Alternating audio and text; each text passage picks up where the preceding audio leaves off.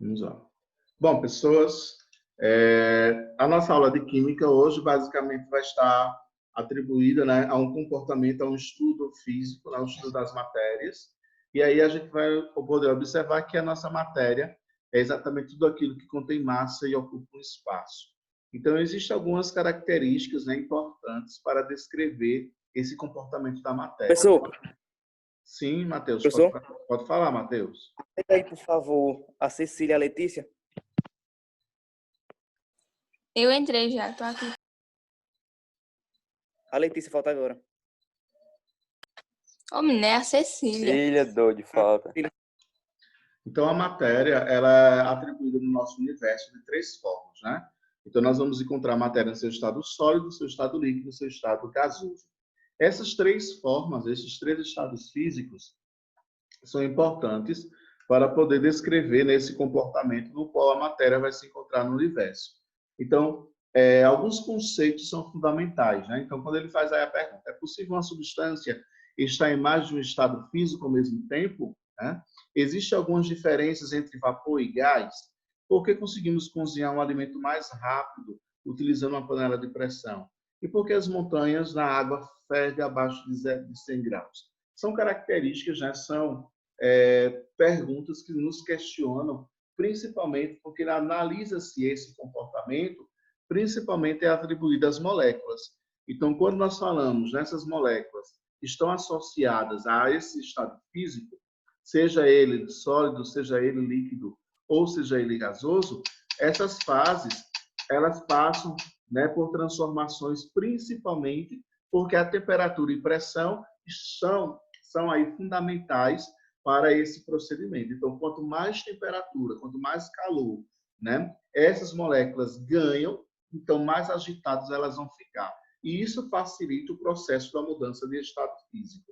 Então, aí nós temos, né, sólido, líquido e gasoso representando essas características.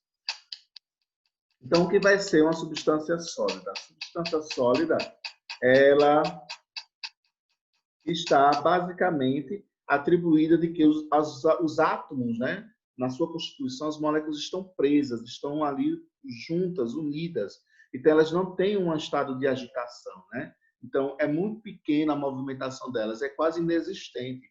Então, por isso que vão caracterizar, é por isso que vão se apresentar com características mais sólidas, fixas, né? Então, elas passam a ter uma forma definida, passam a ter um volume, né, definido. Isso porque a sua força de atração ela vai se tornar maior do que a força de repulsão. Lembrando que a atração é a união e repulsão é o afastamento entre essas moléculas. Outra característica no estado líquido, né? Então, no estado líquido, nós vamos observar que as moléculas agora já têm uma certa ação de dispersão, elas já estão mais afastadas. Professor, mas como é que eu vou poder identificar isso? A gente tem, por exemplo, no estado líquido, a água, né? As moléculas já têm um certo movimento, então, ela já tem uma característica, o volume continua sendo um volume fixo, né? Mas ela passa a ter uma forma variada, ela não vai ter uma forma definida, porque se você tiver, por exemplo, um cilindro, então ela vai ter uma forma cilíndrica. Se você tiver quadrado, então ela vai ter uma forma quadrada. Então, ela não tem uma forma definida diferente dos sólidos, né? Que aí, nesse caso, ela se apresenta com ambas definições.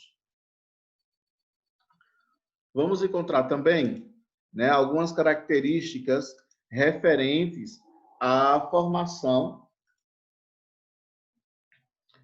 as informações que vão estar atribuídas ao estado de vapor, né? O estado gasoso, né, o vapor aí, automaticamente já vai definir, né, que as moléculas elas se encontram completamente gasosas, livres, né? Então, elas estão sem ter uma forma, né, e um volume fixo, são totalmente variados. Ele não tem forma, não tem volume fixo, né? Isso faz com que a sua força de atração agora ao contrário seja menor e a sua força de repulsão, de afastamento, seja maior. Por isso que a gente diz que os gases são moléculas livres. Eles são moléculas estáveis, né? Porque eles não precisam, né, estar interligando, formando ligação para que a sua substância seja, então, associada dentro de uma estabilidade.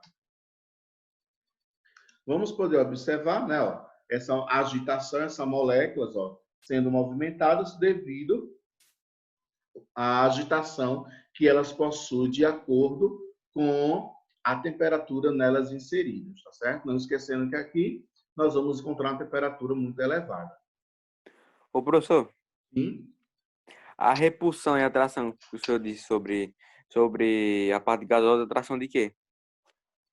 Na parte gasosa, tanto do sólido quanto do líquido, ó, é o mesmo procedimento. Porque quando ele diz uma força de atração, são forças que vão ser interagidas entre as moléculas, fazendo com que elas se unam, né? Então, eu tenho aqui, por exemplo, minhas duas mãos.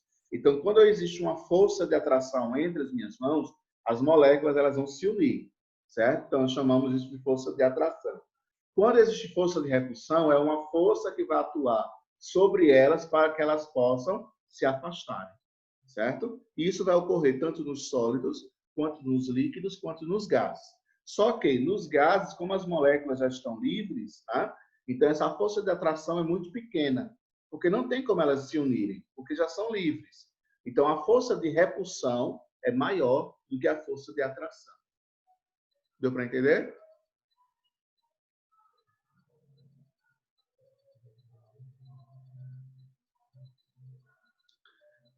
Vamos encontrar as mudanças de estado físico, como eu falei para vocês. Estamos aí com duas grandezas que são fundamentais, né, para que ocorra esse procedimento, que é a influência da pressão e a influência da temperatura, né? São duas grandezas fundamentais para esse desenvolvimento que vão estar associados em um e outro. Lembrando que ambas grandezas vão atuar diretamente nos três estados físicos da matéria, tá? Então, essas mudanças vão ser, então, visíveis, né? Vão ser específicas a partir de cada procedimento. Então, nós temos aqui, ó, o corpo sólido, né?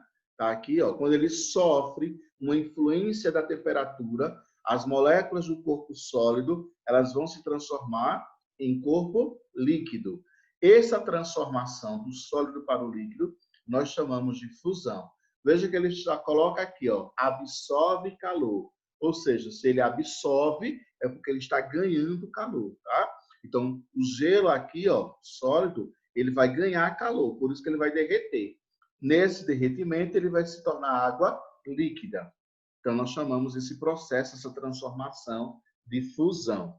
Quando esse líquido sofre também uma temperatura maior do que o sólido, então o que é que vai acontecer? Ele vai vaporizar. Então, ele vai entrar no estado gasoso, certo? O Cleber, Sim. pra gente, o seu slide tá travado, só tá aparecendo o primeiro slide que deu no Pernambuco. Eu achei que tava só pra mim, eu tava até estranhando. Eu também. Bom, então eu estava falando, né, que essas mudanças de estado físico, elas são características, principalmente dessas duas grandezas, que é a temperatura e pressão. Então, vocês vão encontrar fusão e vaporização. São dois processos que são atribuídos quando a temperatura está aumentando. Isso faz com que ocorra uma força de repulsão, né? Ou seja, elas começam a se afastar. Então, o gelo, quando ele começa a derreter, ele passa a um processo de fusão, porque vai se tornar líquido. Então, as moléculas presas, elas vão começar a se soltarem. Aí vai se encontrar aqui, ó, intermediárias. Algumas soltas e algumas presas. Ainda sofrendo aquecimento, né, aumentando a temperatura, ela vai então para o seu estado de vapor, que é um processo de vaporização. Quando o corpo é sólido e ele vai direto para o vapor, aí você tem uma alta temperatura. A temperatura é tão grande, tão alta, que ele nem se transforma no líquido. Ele automaticamente já vai do sólido para o vapor. Então, esse processo nós chamamos de sublimação. Lembrando que esses procedimentos aqui em cima ocorrem quando absorvem calor, ou seja, a matéria, o corpo está ganhando calor, tá certo? Por isso que o gelo vai derreter, porque ele ganhou calor, né? A gente pegar o gelo e colocar ele no sol, então a gente vai observar que esse gelo vai ganhar, vai absorver o calor. Então, por isso que ele vai derreter. Aqui abaixo, nós vamos encontrar os processos contrários, que é Quando o gás ele volta para ser líquido, agora nós vamos ter o quê? Uma força de atração que é maior do que a força de repulsão. Então, aquilo que estava afastado começam de novo a se prender.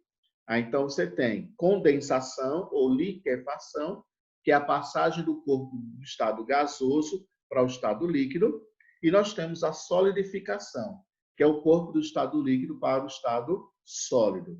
E se o gás entrar direto no estado sólido, nós também vamos chamar de sublimação. Nesse caso, nós temos um processo de liberação de calor. Então, veja que agora nós vamos ter uma força, né, que vai interagir entre as moléculas e vai facilitar a combinação, a união entre essas partículas. Então, esse é um procedimento das mudanças que nós vamos encontrar nos estados físicos da matéria. Dentro dessas características, né, nós vamos poder, então, analisar as seguintes etapas. Então, será analisado, né, que esse comportamento dessas mudanças de estados físicos vão estar atribuídas a essa composição das substâncias. Então, o que é uma substância? A substância nada mais é que uma interação que existe entre os átomos. Então, ela pode ser tanto pura quanto pode ser composta. Dizemos, então, que a substância ela é simples, né, ou pura, quando ela é formada exclusivamente pelo mesmo elemento químico, né? Então, nessa composição, estabelecem algumas características. Lembrando que elas podem ser consideradas puras quando elas se tornam compostas. Professor, como é que vamos entender isso? Veja só. Uma composição da água, por exemplo. Quando a gente fala de água, a água é uma substância composta. Por quê? Por definição, composto vem de mais de um elemento. Então, nós temos na água hidrogênio e oxigênio. Então, são dois elementos distintos. A substância é composta. E por que ela é considerada pura? Ela é considerada pura principalmente porque nós podemos consumi-la, né? Ela vem daquela questão de ser limpa, dela não ter cheiro, né? Então, assim, ela passa a ter essas características. Mas são características secundárias. Eu quero que vocês entendam isso, tá? Quando a gente fala de substância simples, ou quando a gente fala de substância composta, não são características, são definições, tá certo? Quando eu digo que a água que nós bebemos é uma água pura, é uma característica, não uma definição da água. Porque, por definição, a água é uma substância composta. Tá? Deu para entender, galera, aí? Sim. Qual é essa diferença de substância pura e composta? A substância pura vai ser aquela que nós também podemos chamar de simples. Ela vai ser formada apenas por um só elemento, né? Por exemplo, gás oxigênio. Então, quem é esse gás oxigênio? É um átomo de oxigênio mais um átomo de oxigênio. Então, veja que você não tem outro elemento, é só oxigênio. Então, por isso que ela é uma substância pura, porque não tem outros elementos que venham configurar a formação dela. Já no caso do sal de cozinha, né, nós vamos encontrar o que no sal de cozinha? Vamos encontrar o sódio e vamos encontrar o cloro. Então, são dois elementos. Então, já não pode ser considerado uma substância pura, porque são dois elementos diferentes, dois elementos com características diferentes, com propriedades diferentes, e por isso que é considerado uma substância composta. Ok? Tá aqui, ó, a definição, né? Então, nós vamos poder encontrar a substância simples e a substância composta. Então, como eu falei, ó, oxigênio. Veja que nós só temos moléculas de oxigênio, então não tem outro elemento, né? Não tem outra combinação. Por isso que é considerado puro.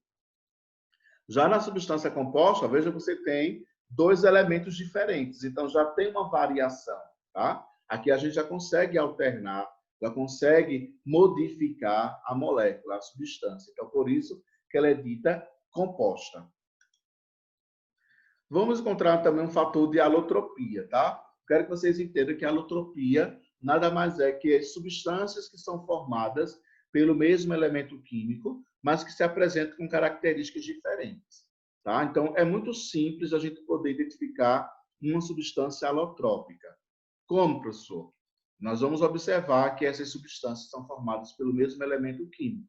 No caso aqui, nós vamos encontrar o oxigênio e o ozônio. O que é que eles têm em comum? Apenas o oxigênio. Apenas o átomo entre eles é o mesmo.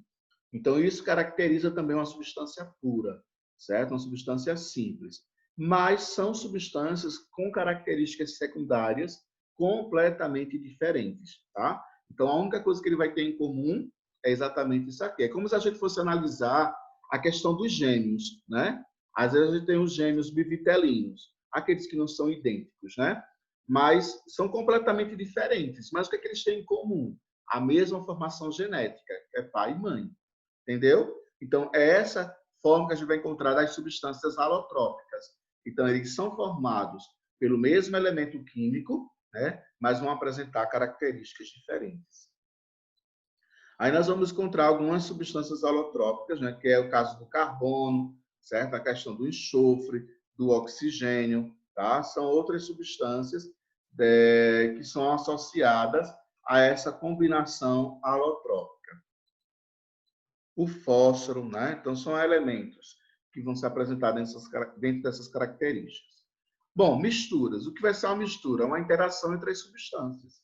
Qual o objetivo de uma mistura? É você poder formar uma nova substância, né? Então, você tem uma substância A e vai se unir com uma substância B. Então, você vai obter uma nova substância.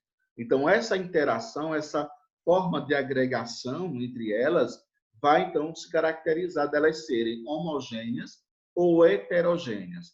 Lembrando que todo o processo de solução, toda mistura, ela vai ser homogênea, certo? Professor, e por que heterogênea? Heterogênea porque nós vamos poder visualizar que essas substâncias, elas não tiveram uma certa forma de agregação. Isso analisando elas em estado de repouso. Repouso significa elas paradas, né?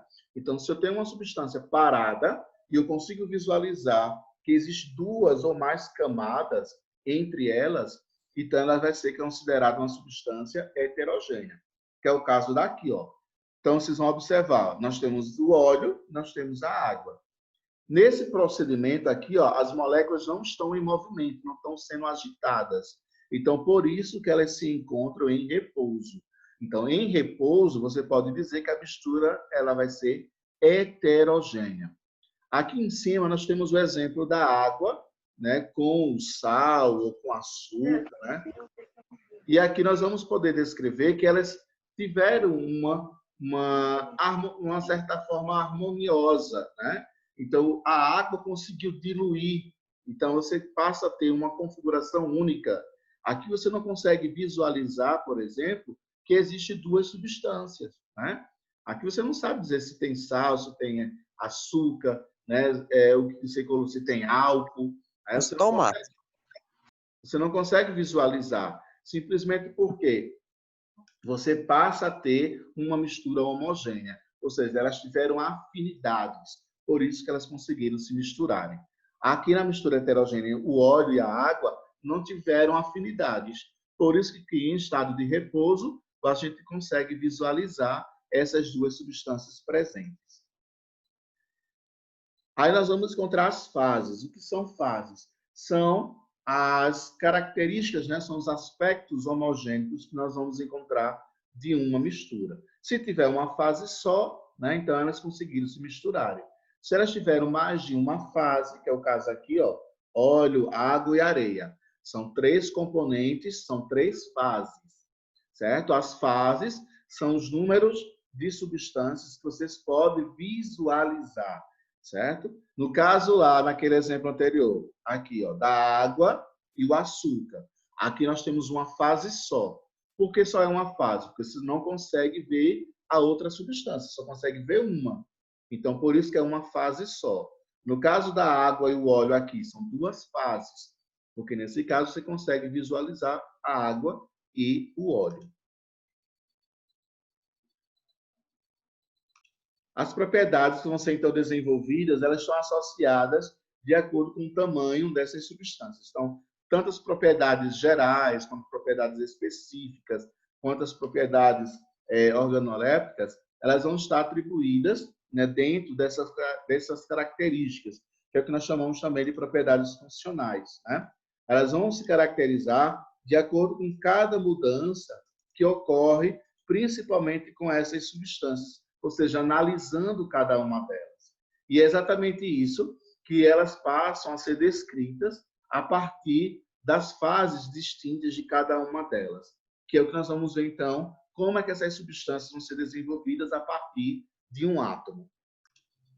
Bom, pessoal, então aí nós vamos poder falar um pouco também sobre a evolução dos modelos atômicos, né, que vem mostrando a partir dessas características existentes entre a formação direta dessas substâncias, dessas misturas.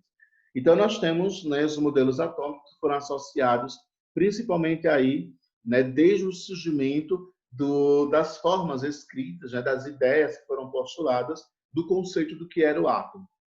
Então, nós vamos encontrar os modelos atômicos, né, que vêm falando sobre esse procedimento, e nós vamos encontrar Demócrito e Leucipo, né, como uma parte pioneira. Lembrando que os dois eles não entram dentro do processo evolutivo, porque eles não têm uma forma comprovatória, né? Ou seja, eles não comprovam, né, diretamente as suas teses, as suas teorias, mas eles são fundamentais para que possam, então, se associar ao estudo do átomo. A partir, né, dessas ações que foram associadas pelas matérias, identificação da matéria, né, os elementos contidos no universo, aí nós começamos, então, a associar os modelos atômicos. Aí nós vamos encontrar o modelo atômico de Dalton, né, que ele fala da bola de bilhar, que aí é quando se dá início ao estudo do átomo, né?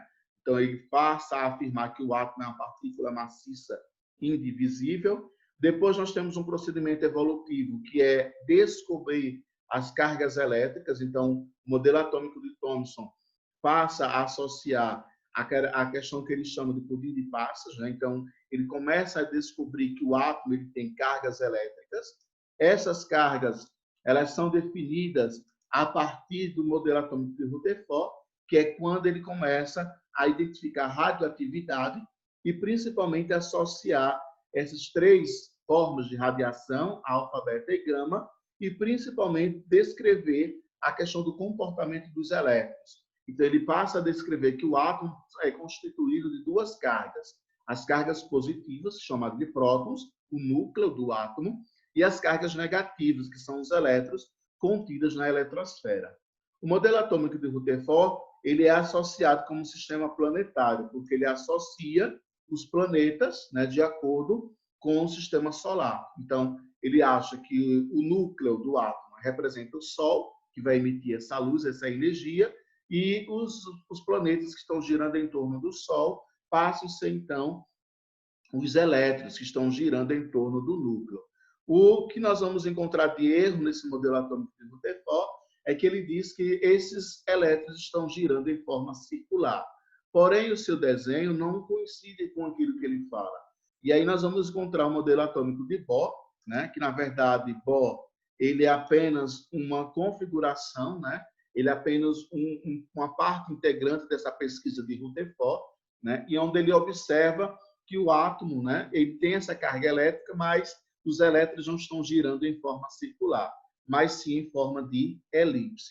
Então, é interessante, né, que depois vocês dêem uma olhadinha nesses estudos específicos que são atribuídos aos modelos atômicos. Aí a gente apenas, né, falou um pouco sobre eles, identificando esse processo evolutivo que vai estar relacionado a cada um deles. Volte aí de novo para a câmera de vocês.